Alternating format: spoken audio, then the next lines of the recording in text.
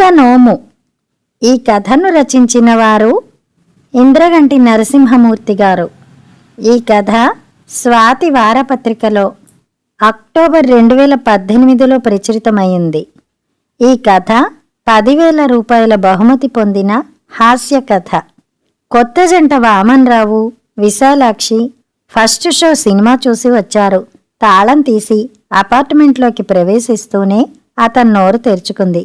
సినిమాపై సమీక్ష మొదలైంది. సినిమాలోని తప్పులపై అరగంట లెక్చర్ ఇచ్చాడు వామన్రావు. భర్త మాటలు వింటూ డిన్నర్ రెడీ చేసింది భార్య విశాలాక్షి.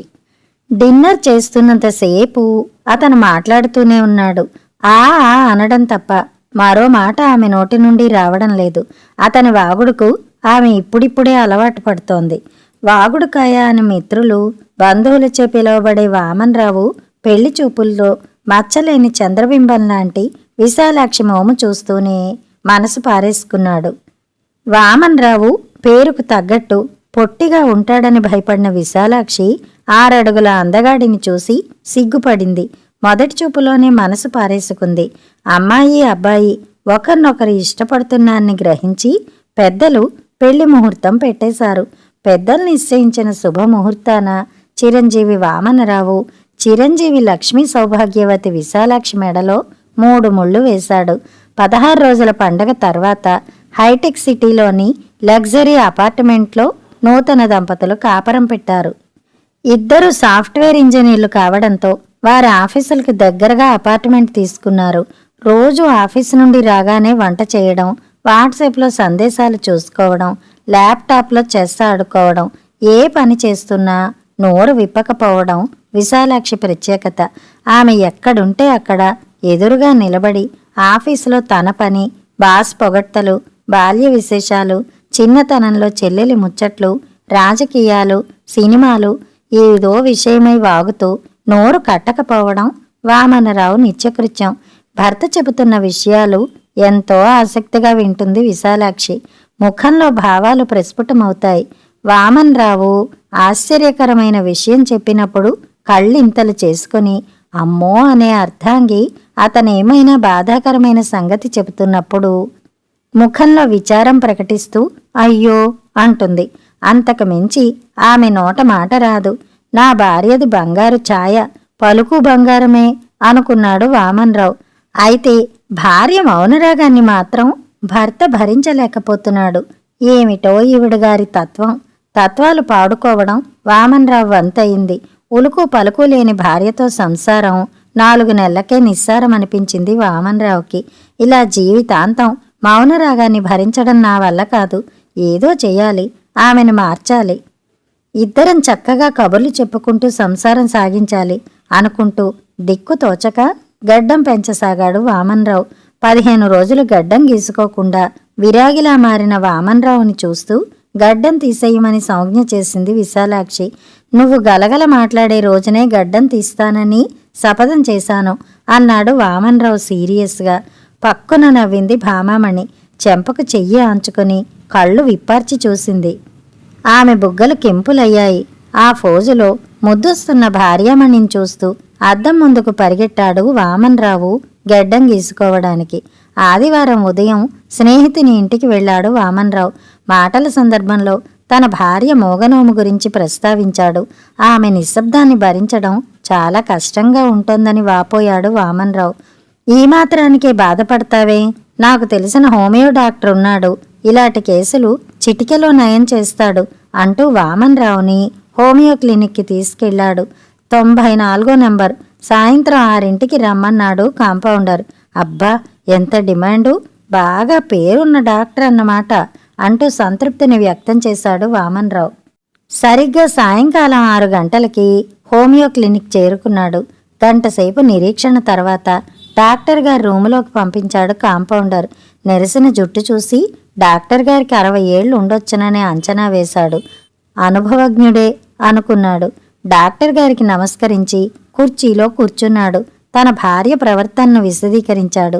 భార్యను ప్రాణాధికంగా ప్రేమిస్తున్నానని, ఆమె మౌనం తనను బాధిస్తోందని చెప్పి బాధపడ్డాడు. ఆమె మనసులో ఏముందో తెలుసుకోలేక సతమతమవుతున్నానని విలపించాడు. వామన్రావు చెప్పిందంతా ప్రశాంతంగా విన్నాడు డాక్టర్. మీ భార్య అలా ఉండడానికి ఏదో బలమైన కారణం ఉంటుంది. అది మీరు కనిపెట్టలేరు. నా వంటి మేధావులకే అలాంటి వ్యక్తుల మనోభావాలు అర్థమవుతాయి. నేనిప్పుడు మిమ్మల్ని కొన్ని ప్రశ్నలు అడుగుతాను.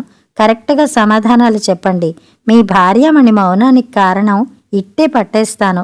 మంచి మందుతో అట్టే నయం చేసేస్తాను అన్నాడు డాక్టర్. అడగండి సార్, మీ ప్రశ్నలకు టక్కున సమాధానాలు చెప్పేస్తాను అంటూ హుషారుగా కాలర్ సర్దు కూర్చున్నాడు వామన్రావు. మీ శ్రీమతికి ఏ రంగు ఇష్టం అడిగాడు డాక్టర్. అంటే అది ఏ రంగంటే ఏమో కరెక్ట్గా తెలియదు నసిగాడు వామన్రావు. మీ అర్ధాంగికి ఏ రుచులు ఇష్టం? ఐ మీన్ పులుపు, కారం, చేదు, తీపి అని అడిగాడు డాక్టర్. వామన్రావు నోరు వెళ్ళబెట్టాడు. మీ భార్యకు నగలు ధరించడం ఇష్టమా, సింపుల్గా ఉండడం ఇష్టమా? ఏ సినిమా హీరోని లైక్ చేస్తుంది? హారర్ సినిమాలు చూస్తుందా, కామెడీయా? ఏ టీవీ సీరియల్స్ చూస్తుంది? టీవీలో పొలిటికల్ వార్తలు మక్కువగా వింటుందా, బిజినెస్ న్యూస్ బింకంగా చూస్తుందా? అత్తగారితో గొడవలు ఏమైనా ఉన్నాయా? మామగారితో మాట్లాడుతుందా? చిన్నతనం నుండి ఈమె ఇంతేనా? అల్లరి చేసేవారా అని అంటూ ప్రశ్నల వర్షం గుప్పించాడు హోమియో డాక్టర్. వామన్రావు నీళ్లు నమిలాడు, బుర్ర గోక్కున్నాడు, నుదిటిపై వేళ్లతో కొట్టుకున్నాడు. ఒక్క ప్రశ్నకి సమాధానం చెప్పలేక గుడ్లు తేలేశాడు. సిగ్గుపడ్డాడు. ఏమిటలా అయిపోతున్నారు? భార్యను ప్రేమిస్తున్నానని గొప్పగా చెప్పారు. ప్రేమిస్తున్న భార్య ఇష్టాయిష్టాలేమీ తెలుసుకోకుండా ఆమెను ప్రేమిస్తున్నానని ఎలా చెప్పగలరు? అంటే మీ ప్రేమ మోసం అన్నమాట. మీ మనసులో భార్యపై ప్రేమ లేదు. ఆమె ఉద్యోగం చూసి ఆమె డబ్బు కోసం మీరు ప్రేమిస్తున్నట్టు నటిస్తున్నట్టు తెలిసిపోతోంది. మీ మోసం గ్రహించిన ఆ అభాగ్యురాలు, ఆ అబల పాపం వేదనతో గుండెల్లో బాధను దిగమింగుకుని మనసు చంపుకుని నిస్సహాయంగా మౌనంగా విలపిస్తూ తప్పనిసరి పరిస్థితుల్లో గతి లేక సంసారం సాగిస్తోందన్నమాట. తన అనుభవం రంగరించి తేల్చి చెప్పేశాడు హోమియో డాక్టర్. డాక్టర్ మాటలు వింటూ బేరమన్నాడు వామన్రావు. కన్నీళ్లు తుడుచుకున్నాడు. అతని గొంతు తడారిపోయింది. గుండెల్లో మంటగా అనిపించింది. డాక్టర్ వైపు బాధగా జాలిగా చూశాడు. వెర్రినవ్వు నవ్వాడు. గొంతు పిగిల్చుకుని, అబ్బే, నాది నిజమైన ప్రేమ డాక్టర్ గారు. నా విశాలాక్షిని వదిలి నేనొక్క క్షణమైనా ఉండలేను. నా భార్య నా సర్వస్వం. నన్ను నమ్మండి. నా భార్యను మాట్లాడే మనిషిని చెయ్యండి ప్లీజ్ అంటూ డాక్టర్ చెయ్యి పట్టుకున్నాడు. ఐసీ అంటూ గడ్డం నిమురుకున్నాడు డాక్టర్. చాలా ఖర్చవుతుంది అంటూ వామన్రావు రియాక్షన్ గమనించాడు. ఎంత ఖర్చైనా పర్వాలేదు, నా విశాలాక్షి మాటకారి కావాలంతే అన్నాడు వామన్రావు. దారిలోకి వచ్చాడు గురుడు. ఇద్దరు సంపాదన పర్లే, జేబులు ఖాళీ చేసి పంపించొచ్చు అనుకుని చిరు దరహాసం చిందించాడు డాక్టర్. 3 చిన్న చిన్న సీసాలు తీసి మాత్రలతో నింపి 3 రకాల అరకు పోసి సీసాలు కుదిపి మూత బిగించి వాటిపై అంటించిన కాగితాలపై 1, 2, 3 అనే అంకెలేసి 3 సీసాలు వామన్రావు చేతికిచ్చాడు డాక్టర్. చాలా పవర్ఫుల్ ఇంపోర్టెడ్ మెడిసిన్, మీకు స్పెషల్గా ఇస్తున్నాను. రోజు 3 పూటల 5 మాత్రలు నోట్లో వేసుకుని చప్పరించమనండి. మీ అర్థాంగికి అసలు విషయం తెలియనీయకండి. బలానికి మందని చెప్పండి అన్నాడు డాక్టర్ గంభీరంగా. ఈ మాత్రలు అయిపోగానే వచ్చి కలవండి. ఈసారి వచ్చినప్పుడు ఆమె ఇష్టాలు తెలుసుకురండి.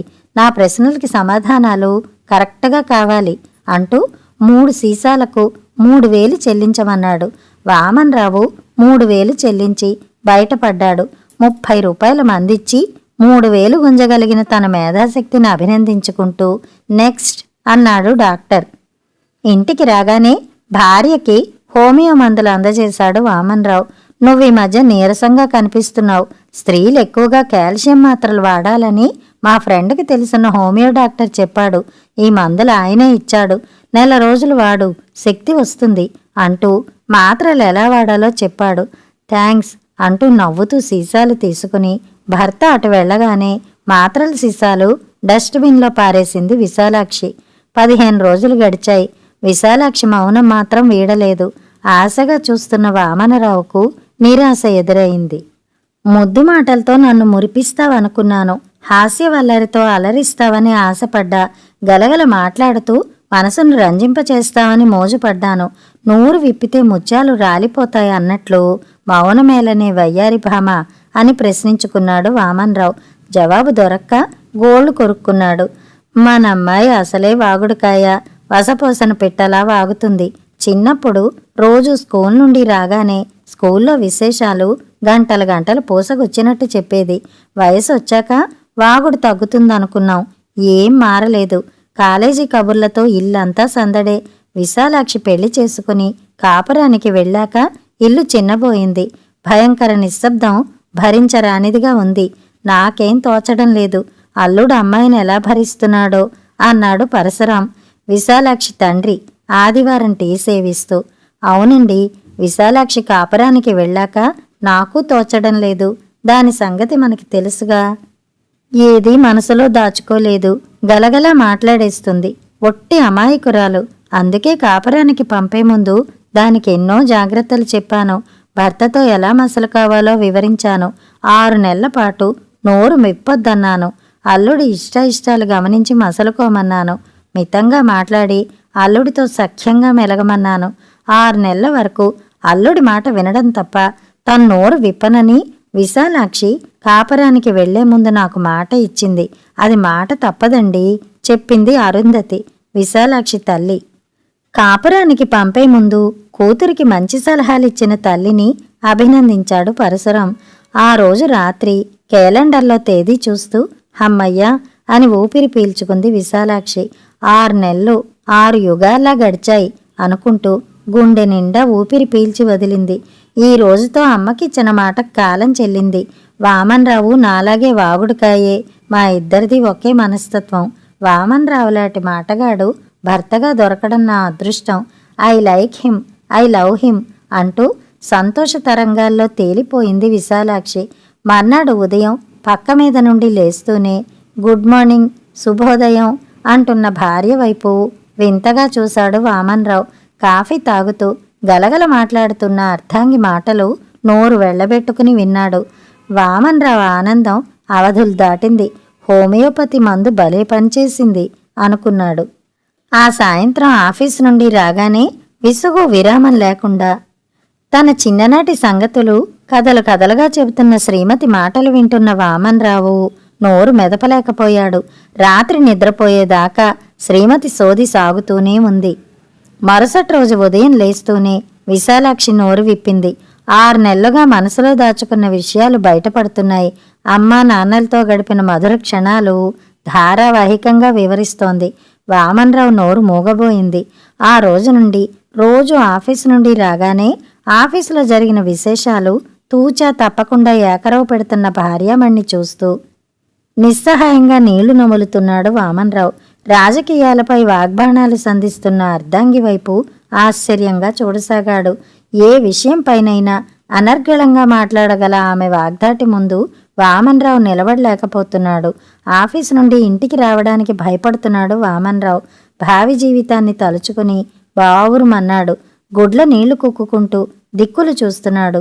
మరో వారం రోజుల తర్వాత హోమియోపతి డాక్టర్ దగ్గరికి పరిగెట్టాడు. విషయం వివరించి కాపాడమంటూ డాక్టర్ గారి చేతులు పట్టుకున్నాడు. మళ్ళీ 3 సీసాలు తీశాడు డాక్టర్. మాత్రలతో సీసాలు నింపి 3 రకాల అరకులు పోసి సీసాలు కుదిపి మూత బిగించి 1, 2, 3 అంకెలేసి వామన్రావు చేతికిచ్చాడు. ఈ మాత్రలు మీ భార్యకు కాదు, మీకే మందహాసం చేశాడు డాక్టర్. నాకా? ఎందుకు అని అడిగాడు వామనరావు బుర్ర గోక్కుంటూ. మీ భార్య మాటల ప్రోగ్రాం వింటూ మీరు తట్టుకోవడానికి, మీకు మానసిక శక్తికి అని వివరించాడు. మాత్రలు తీసుకుని 3000 చెల్లించి ముఖం వేలాడేసుకుని ఇంటి ముఖం పట్టాడు వామన్రావు. నిన్నటి వాగుడుకాయ ఇప్పుడు నోరు విప్పడానికి భయపడుతున్నాడు. కథ సమాప్తం.